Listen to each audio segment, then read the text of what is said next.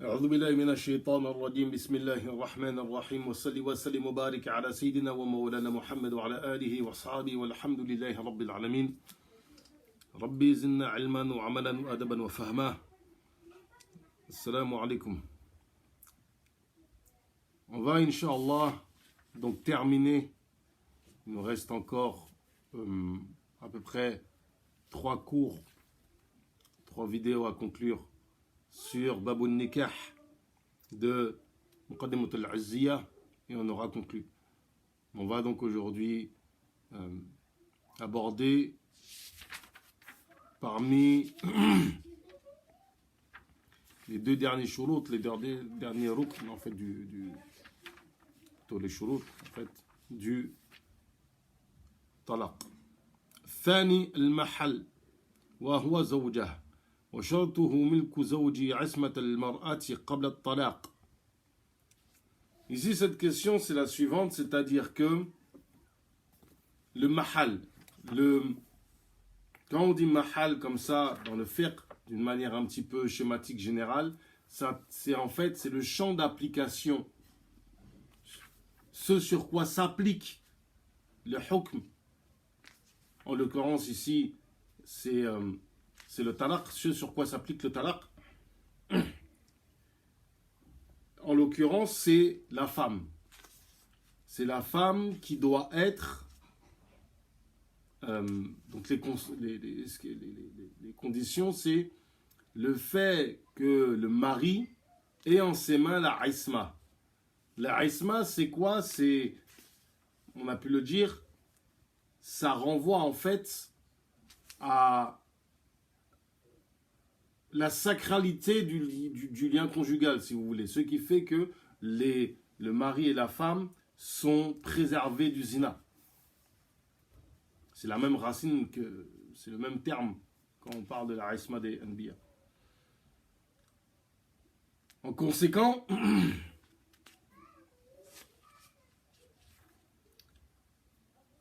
ici on est sur donc comment dirais-je,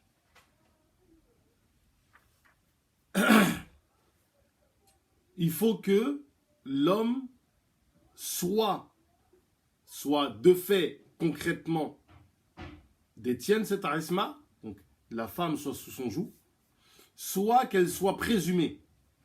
Le terme présumé, si des gens s'intéressent au droit en règle générale, notamment même dans le droit français, la notion de présumé renvoie au fait que ça a le statut de. Ça pourrait traduire le terme hukman qu'on utilise nous en arabe, en fiqh, qui désigne en fait le fait que ça a le statut de. Ce n'est pas la chose en elle-même, mais ça a son statut. En l'occurrence,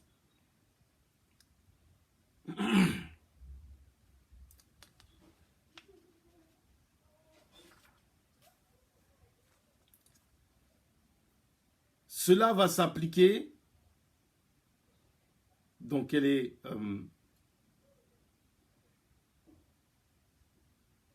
qu'elle soit haqiqatan, c'est-à-dire que la fille, la femme,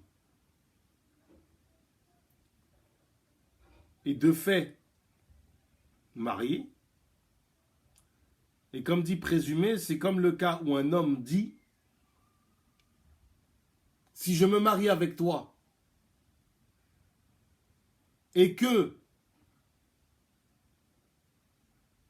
tu sors sans mon autorisation, tu es divorcé. Ils ne sont pas mariés ensemble. Ou même ils sont en pleine négociation de mariage. Ou même ils sont en train de discuter de comment ça pourrait se passer s'ils étaient mariés. Mais il dit: tu es divorcé à l'avènement de telle chose. Cette isma ici, elle est présumée. Elle n'est pas de fait, mais elle est présumée. Dans le même ordre d'idée, si je me marie avec une femme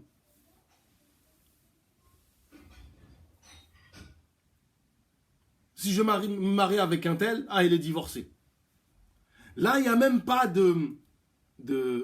comment dirais-je, il n'y a même pas de ta'aluq, il n'y a même pas de mise en relation avec un événement. Dans ce cas-là, une fois le mariage prononcé, la isma était présumée. Là, la isma devient effective par le biais du mariage. Il y a divorce.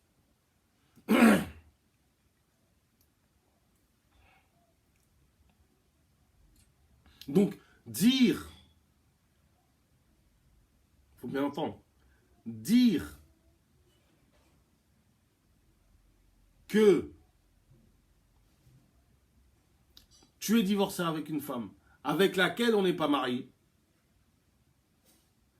ce divorce-là sera effectif au moment du mariage. Ce divorce sera effectif au moment du mariage. Les conséquences sont assez compliquées, c'est-à-dire que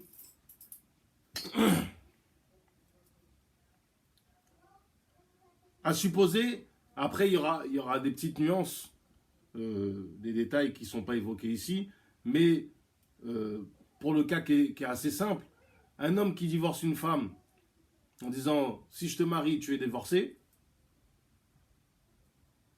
il se marie avec elle, donc la femme est divorcée. Il faut savoir que le divorce est ba'in, parce qu'un divorce qui n'est pas consommé est ba'in, et il n'y a pas de idda.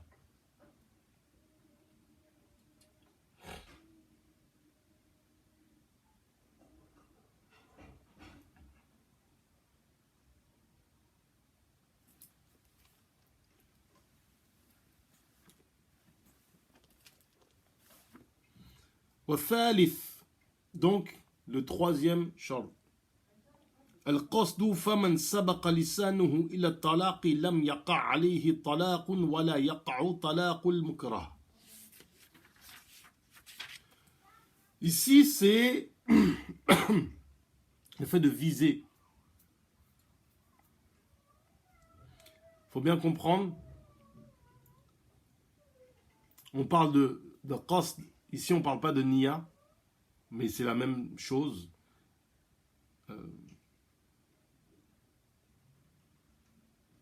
C'est le fait que la parole qui est dite est voulue. Ce n'est pas l'intention de divorcer qui est désignée ici. C'est la volonté de dire la parole qui implique le divorce.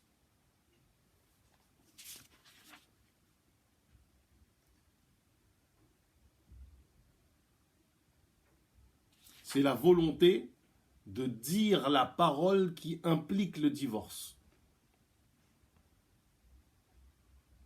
Et ceci, même si cette parole n'est pas le divorce au sens, comment dirais-je,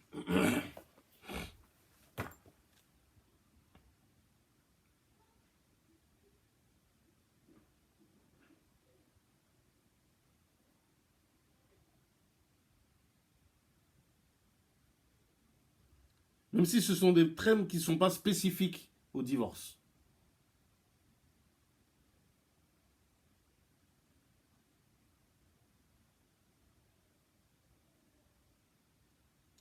Ici, ça s'applique à quoi? Et ça, on le verra, Inch'Allah, lorsqu'on va aborder le quatrième élément.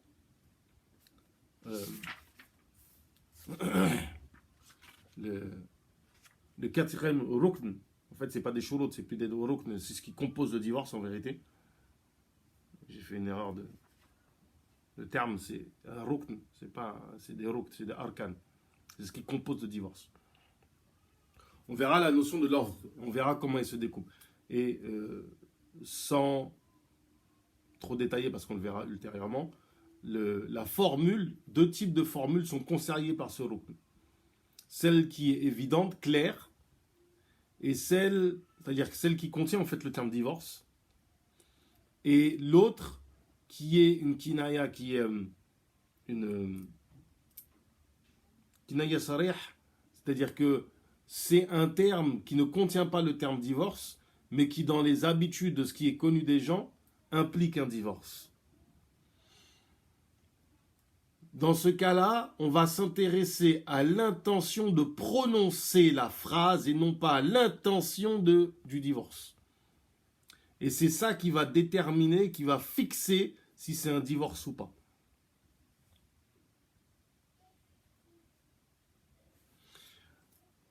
Cependant, il y a des exceptions. Ces exceptions sont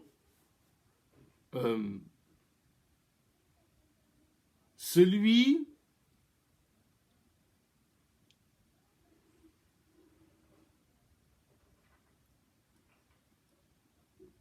sabaqa lisanuhu, c'est sa langue a fourché. Et ça peut prendre différentes formes. On prend des exemples, par exemple, dans les koutoub, qui est celui qui dit à sa femme Atariq, et c'est son nom en fait. Ou elle s'appelle Atariq, et il fourche, sa langue fourche, il dit Atariq, Anta Tariq. Ou un terme qui est connu, qui signifierait le divorce, et qu'il utilise. C'est-à-dire que l'idée que la langue fourche, l'idée que faire une erreur de langue. Je t'ai divorcé. Non, mais en fait, pourquoi j'ai dit ça? Ma langue, elle a fourché. C'est pas ça que je voulais dire.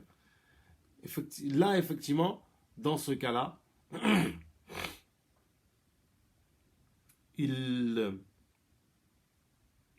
ça ne comptera pas pour un divorce. Avec une petite nuance, dans le cas de la fatwa, il n'a pas besoin de ramener de témoins, mais si c'est devant un juge, c'est obligatoire de ramener une baïna de témoins. Ça, c'est effectivement, c'est quelque chose qu'il faudrait dire. Je ne me rappelle plus si je l'ai dit, mais toutes les questions posées ici, souvent, on renvoie dans les cas où il y a des litiges. Une femme qui réclamerait qu'il y ait un divorce. Et l'homme dit oui, mais là, ma langue a fourché. Devant le juge, il faut qu'il ramène des témoins de ça. De même, le divorce n'advient pas en cas de contrainte. Souvent, dans les koutoub de fiqh, c'est dans ce passage-là qu'on va aborder la question de la contrainte, notamment dans le cas des péchés. Et en résumé, la chose, c'est la suivante.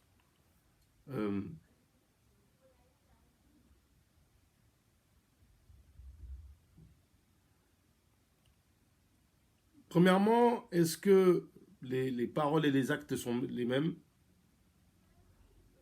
Le mashhour, c'est que oui. Quel type de contrainte dont il est question? La contrainte en question, c'est celle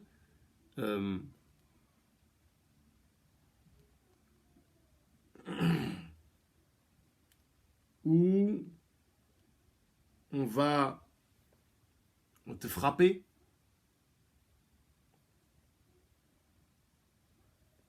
te menacer de te mettre en prison, t'effrayer, c'est-à-dire te menacer d'eux, en te disant voilà ce qu'on va te faire, etc.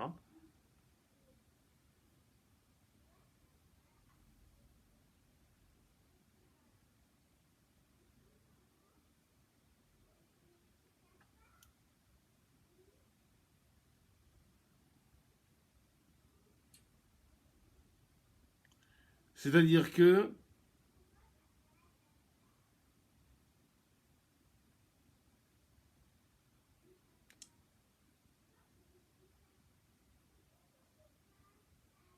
si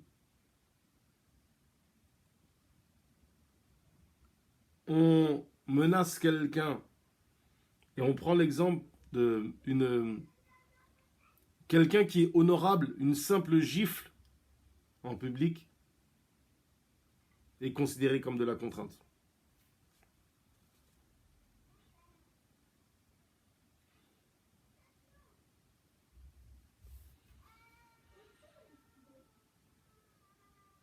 Il y a la menace de la destruction des biens, être effrayé, être mis en prison. Et on met dans cela aussi le fait de faire avouer quelqu'un. Alors il y a toute une discussion au niveau de faire avouer quelqu'un dont on a une présomption forte. Est-ce que le tadib est permis ou pas? Il y a deux avis dans l'école. Mais ça, c'est vraiment, c'est lorsque c'est l'État qui applique le droit. Le fait de donc faire avouer, le cas de talaq, le fait de faire jurer, euh, le fait de forcer quelqu'un à faire ce qu'il avait juré que s'il faisait, sa femme est divorcée.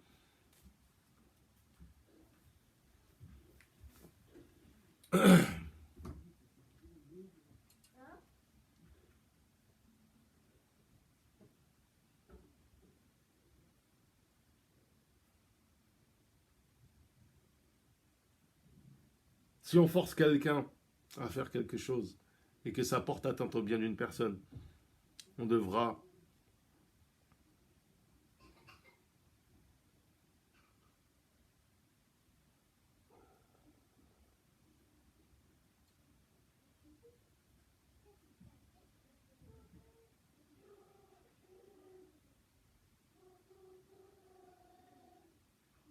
réparation.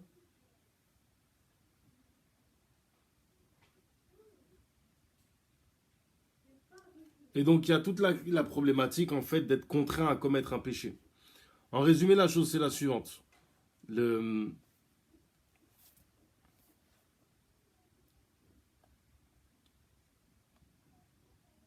Si cela relève de péchés tels que le zina,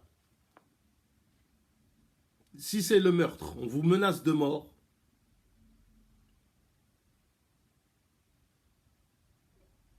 ou on vous menace de coups, si on vous menace de vous mettre des coups, vous ne tuez pas.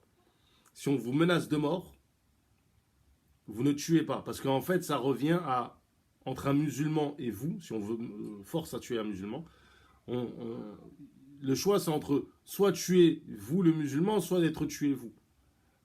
Ça revient au même, il n'y a aucun intérêt, donc vous laissez tuer. Pour ce qui est du zina, cela, si c'est une femme non mariée, qui est non consentante, c'est interdit. Si c'est une femme qui est mariée, qu'elle soit consentante ou pas, ça nous pose, c'est pas notre problème, c'est interdit parce qu'il y a le droit d'autrui qui rentre en jeu. Il y a non seulement la femme, mais il y a surtout le droit d'autrui. Pour une femme qui nzani, ça va être comme pour boire de l'alcool.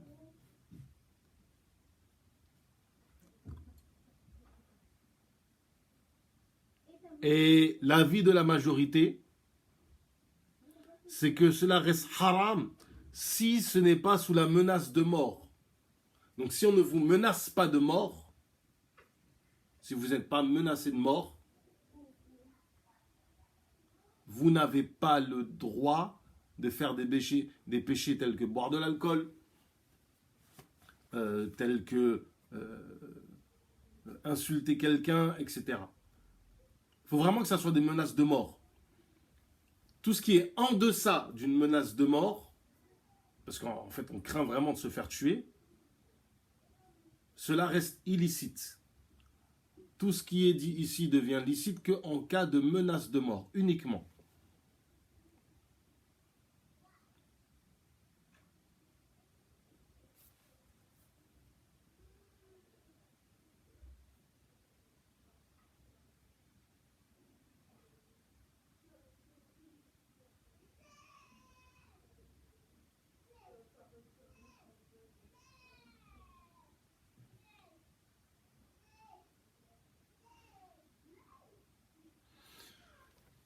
L'autre chose à savoir, il est préférable.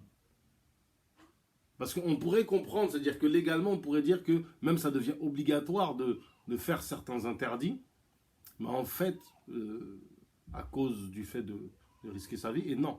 L'avis qui est retenu, c'est que c'est préférable de se faire tuer que de commettre un péché.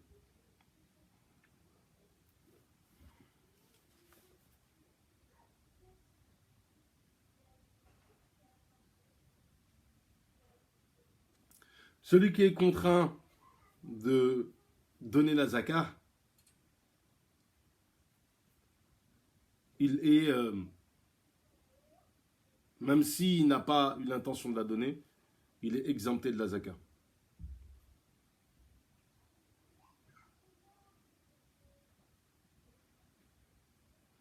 ربي زدنا علما وعملا وأدبا وفهما وهب لنا يكرم في التلاوة خيرا كثيرا منك والحلاوة.